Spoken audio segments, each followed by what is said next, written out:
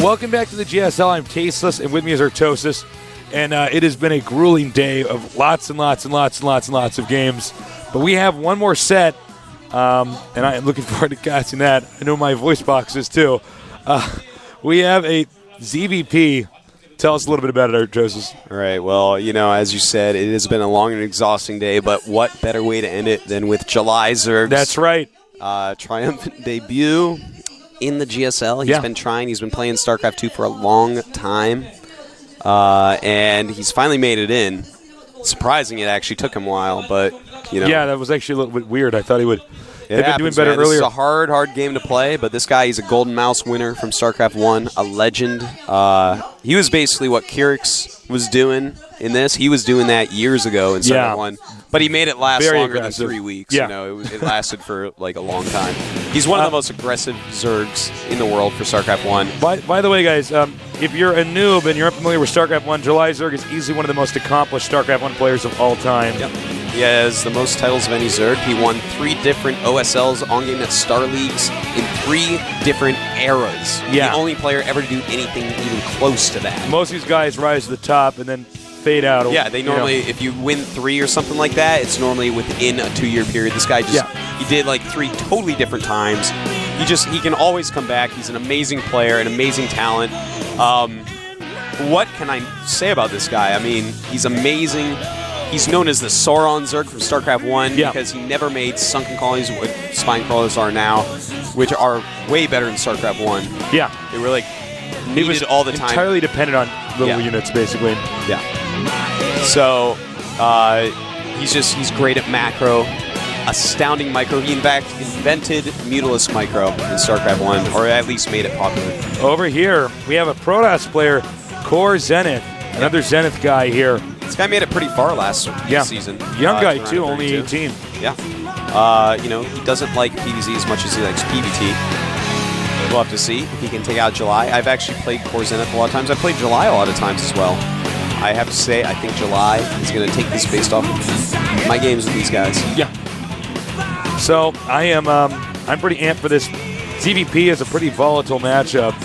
A lot of stuff can happen very, very quickly, so you got to be on your toes the entire way through there.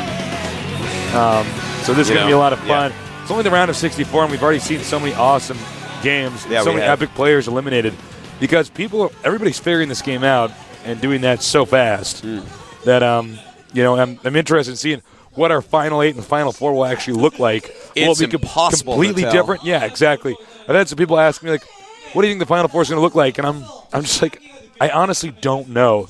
I mean, I guess a safe bet would be somebody like Nestea or, Fruit Dealer just because they won before, but you never know. I'm actually curious even to see just how far Nestea is going to get this time around. Me too. This time around, yeah. Guy's got such a solid style, I think he'll make it very far. But if he keeps 14 hatching, maybe not. I wouldn't be surprised if July Zerg's going to show some 14 hatching as well. Well, that seems to be the Korean style. I mean, you don't agree with it, but maybe it works in the Korean. Well, I guess you play on the Korean ladder too, actually. Nah, it doesn't work on the ladder. But then again, planning a best of 3, that's much different than playing on the ladder. A lot of people default to aggression on the ladder, whereas in a best of 3 like this, sometimes you're just going to choose a different strategy and go with it. So definitely different than the ladder, but at the same time, against Protoss, it can be dangerous. If they scout you, we've seen many times, they just throw up a forage and kill you. All right, let's take a look at the map lineup. It is Shikuras Plateau, Delta Quadrant, and Steppes of War. All right, well, July, I'm so sorry, buddy. Delta Quadrant, that's a map that Zergs do not like against Protosses. It's very close in the naturals. And, of course, we've said 100 times the Protoss can tech and expand behind if they like. It can be a very difficult map to hold things on. Of course, Steppes of War, the map that every Zerg always has thumbs down in previous seasons. Of course, you can't thumbs down anymore. So July Zerg has a very hard map pool to work with. Shikuras should be fine. If he loses that game, though, lose hope, because taking both the next maps after losing Shikuras would be very hard. Shikuras, he has a good chance of winning on, though. Yeah. That's a good map for Zerg. But right now, the big question is, what is he going to do on Delta Quadrant? That's going to be kind of the pivotal map here for July Zerg. Definitely. Because, frankly, that map's weird. If you expand it to your the natural outside your base, you're at risk of a a pretty heavy rush. You expand inside your base. You can get stalkers and blink through there. There's all sorts of stuff that can happen. So I'm really curious. We're going to find out soon exactly what is happening. Now, I wonder if cOre Zenith is actually nervous at all. He's playing against one of the most famous figures in pro gaming history of all time. Hopefully he can keep us cool. The countdown has started, so let's get ready for some ZVP action, and let's see if July Zerg can be as good at StarCraft 2 as he was at StarCraft 1.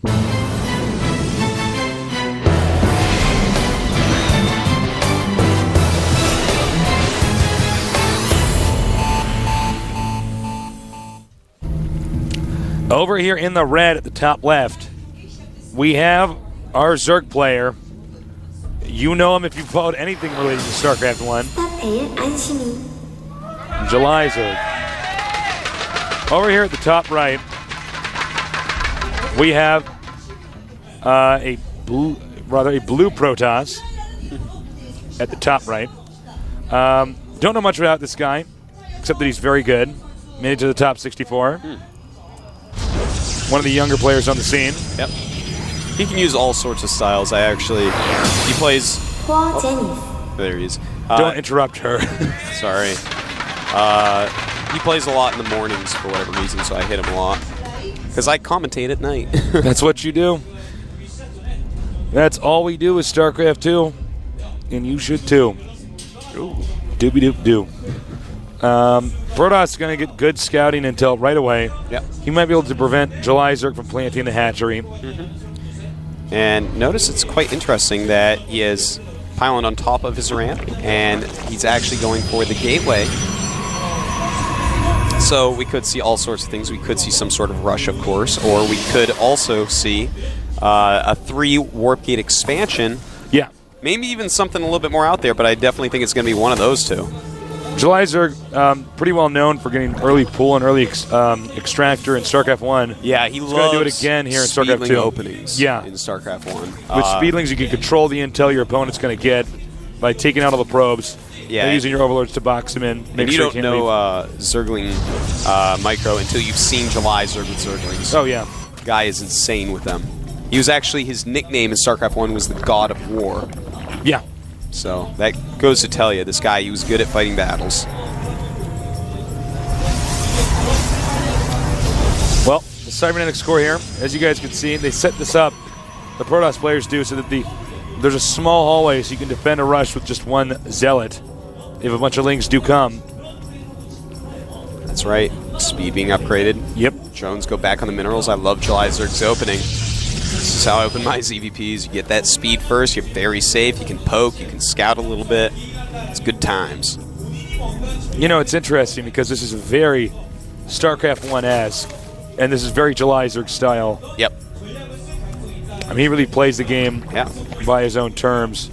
You know, play to your strengths. It's important, especially in an important match like this. July Zerg throwing down that hatchery. Probe tries to hide back here. He spots it. Sorry, Probe. Bye-bye. And this is... Saw a brief glimpse of how good his micro is with the Zerglings.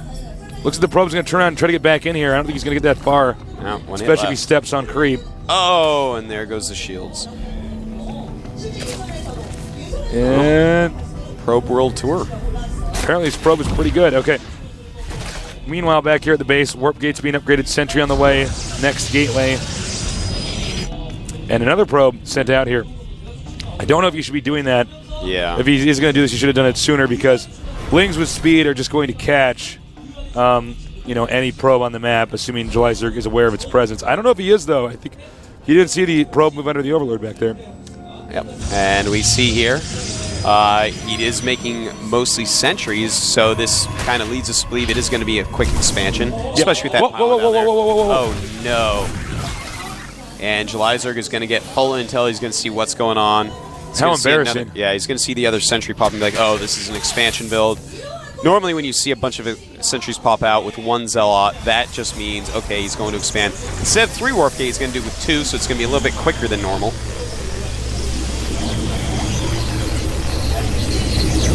And these speedlings, man, it's going to be hard to catch those with sentries, especially when they're July Zerg. This guy is one of the quickest players in the world.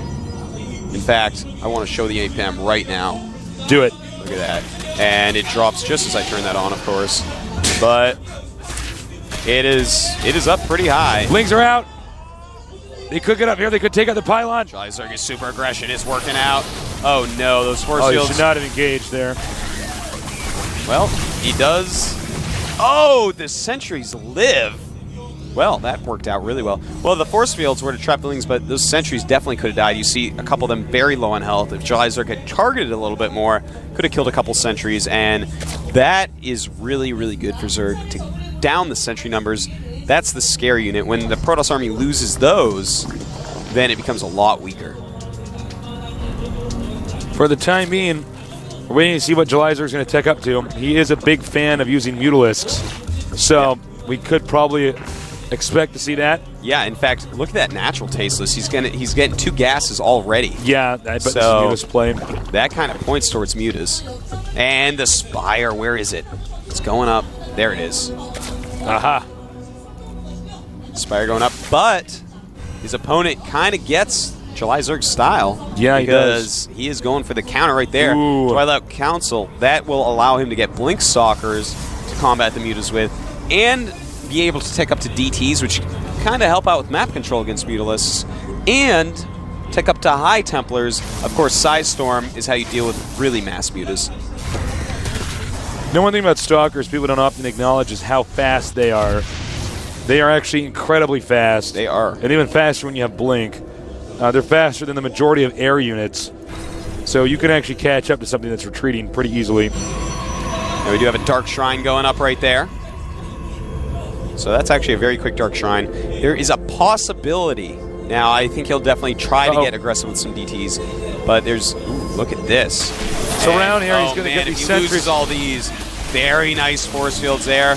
Looks like he will lose a couple of them. But the other 2 will make it out alive. Man, you got to be careful with those. They're so important. But anyways, as I was saying... oh, no. GSL are so aggressive with these Zerglings and taking out more sentries. Very nice, keeping those sentry numbers low as possible. But anyways, I really want to tell you guys about this Dark Shrine. You know, he'll probably get some DTs and try to poke, but there is a possibility. Archons are becoming a little bit more popular right now. They get a nice bonus against biological.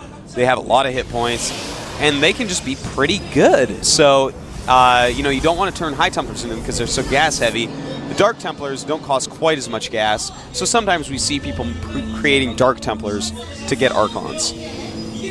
Here comes the Mutas. That was actually very insightful. You're very smart, Artosis. Thanks, Stasis. Mutalisks are coming in there.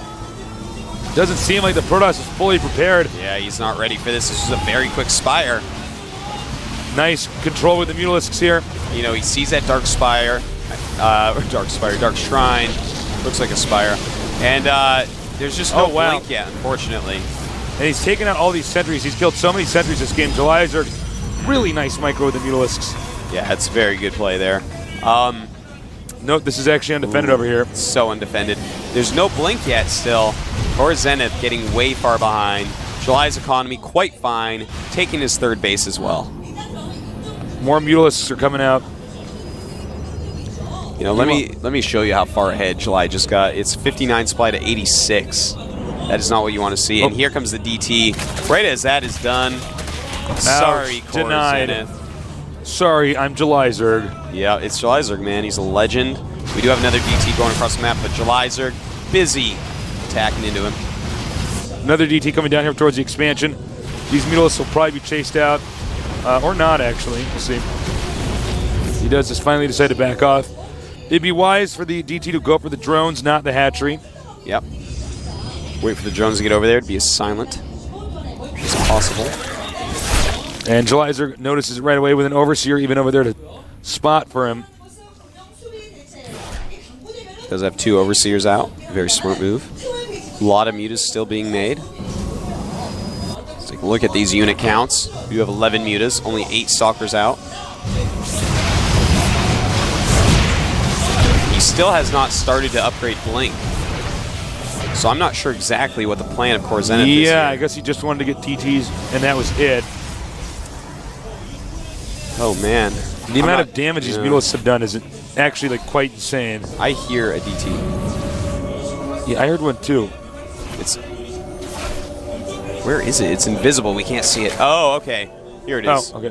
They're breaking in, and one is going into the main. There we go. Killed the rocks quite quickly, too. He notices right away. And over here, we do have the Mutas fighting the Stalkers. Not a great idea. Stalker's quite good against Mutalisks. Yeah, we might actually just see a pure Stalker timing attack through the back of the rocks. Look at that, doing some real damage now. Getting 4 drones, getting 5 drones before going down. But as I was saying, he might be saving all his minerals and gas just for Stalkers. Break through those rocks. He's already broken through one set. Here's another DT. Go up and hit a timing. Another DT's over here. Oh, wow. Suddenly these DTs. I feel bad for July Zerg, man. This is how I actually get eliminated from every GSL. DT's in my base when I have Mutas. Sad story. It is. As Liquid Tyler would say. Sad story. Sad story. All right. Protoss been sitting on 2 base for a while. I'm kind of waiting for this attack to occur. He's definitely going through those back rocks, Tasteless. Yeah, I think you're right. There's just no other thing that would be smart to do here. He's got a ton of units. He's got that +1 attack. He's going on +2.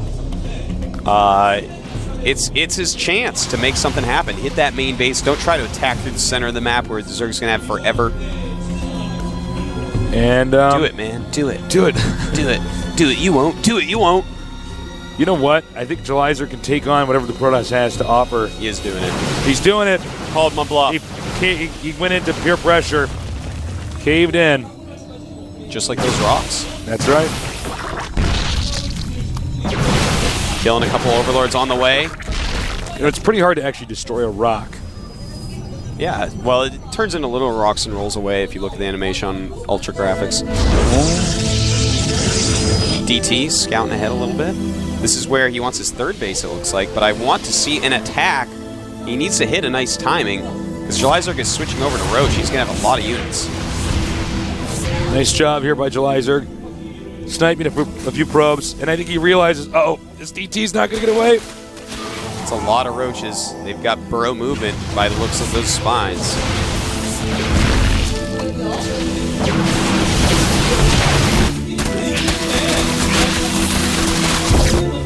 Oh man, July's macro is really starting to kick in now.